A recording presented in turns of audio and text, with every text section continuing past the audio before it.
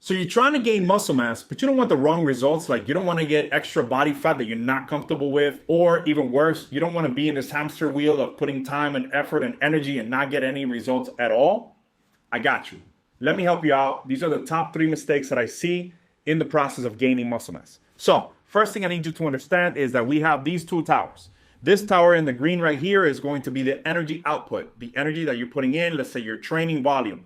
And this tower right here is what you're consuming, your input. This is what's happening most of the time. Most of the people are trying to train and they're eating just about enough to maintain their weight. What I need you to do, which is the first mistake, is people are not training hard enough and they're not putting enough volume. So we're going to change the intensity. We're going to put you a little bit more intense in your training, and we're going to give you a little bit more volume than what you're used to. Ideally, you should send some signals to your body that you need to change, that you need to grow, that you need to get stronger, you need to get better. Now, this is the number 2 mistake that I see. People are eating too little and they're losing body fat. They're just not seeing the muscle growth. They're not feeling it in themselves. They're not getting stronger because they're not eating enough to match the intensity and volume that they have. So what we need to do here is, because we're losing weight in this case and we want to change it to gaining weight, I need to give you more energy, which can be through fats and carbs, ideally, most commonly through carbs and a little bit of fats more. So let's say I added everything and I need to give you a little bit more protein. Now I'm giving you more food, more food so that you can have a surplus than what you're burning and putting into the gym. This means that you're gonna have more energy consumed than what you're putting out. That surplus is gonna make you gain muscle mass, okay?